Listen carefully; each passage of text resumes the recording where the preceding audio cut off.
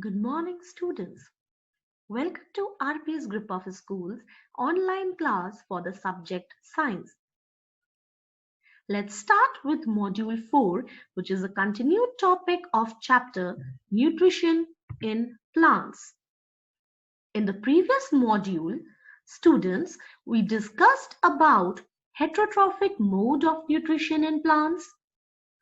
We discussed about the dependence of heterotrophic plants on other organisms for their food.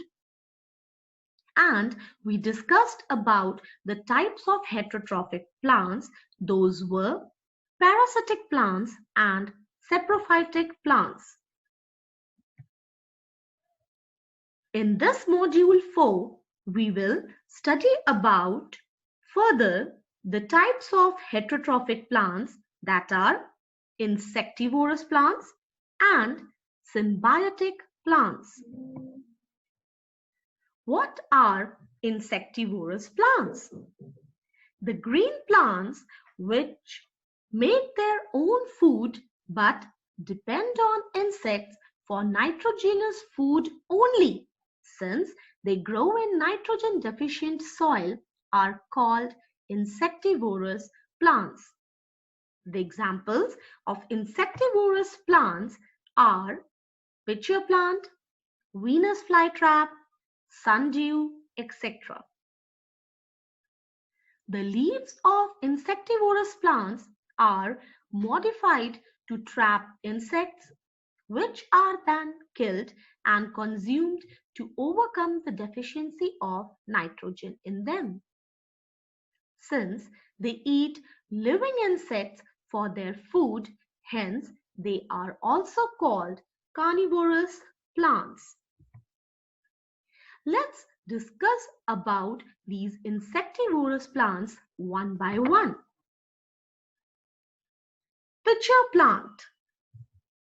The leaf of the pitcher plant is modified into a globular or tubular pitcher-like structure with a lid at its tip.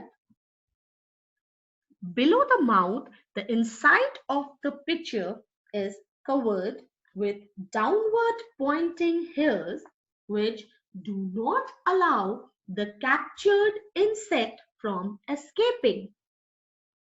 The base of the pitcher is covered with glands secreting digestive juice.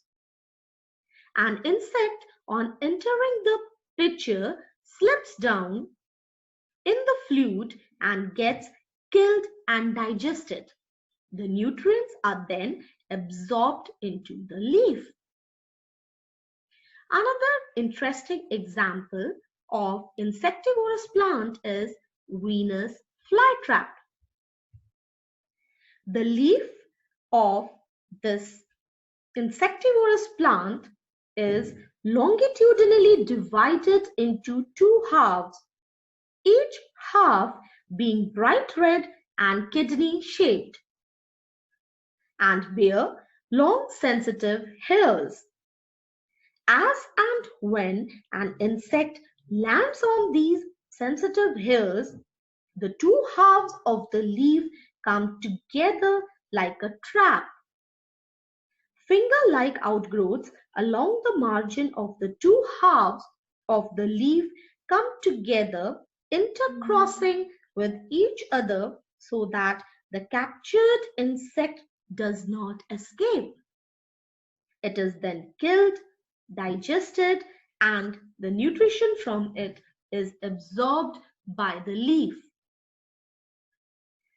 Another interesting example of insectivorous plants is Sundew. The leaf in the sundew is covered with a large number of glandular hairs secreting fluid which glitters in sun like dewdrops, hence the name sundew. An insect mistaking the dew for honey alights on the leaf and gets entangled in the sticky fluid and is prevented from escaping by the bending down of glandular hairs. It is then killed, digested, and assimilated. This is how these type of insectivorous plants kill the insects and use the nitrogenous content for their growth. Next example of heterotrophic plants are symbiotic plants. When two organisms mutually live together and share shelter and nutrients with each other, their association is called symbiosis, and the organisms are called symbionts. The examples of symbiotic plants are lichens. Its association between an alga and a fungus. Another example of symbiotic plant is the association between leguminous plants and Rhizobium bacteria. Third example of symbiotic plant is Mycorrhiza. Its association between a fungus found in the roots of plants. Let's discuss about various examples of symbiotic plants. Lichen. In lichen, alga, which is an autotroph, and fungus, which is a saprophyte, lead a symbiotic relationship. The fungus absorbs moisture from moist air and also provides minerals and shelter to the alga. Fungal hyphae absorb moisture from the air. In turn, alga synthesizes carbohydrate food and supplies it to the fungus. Lichens are rootless.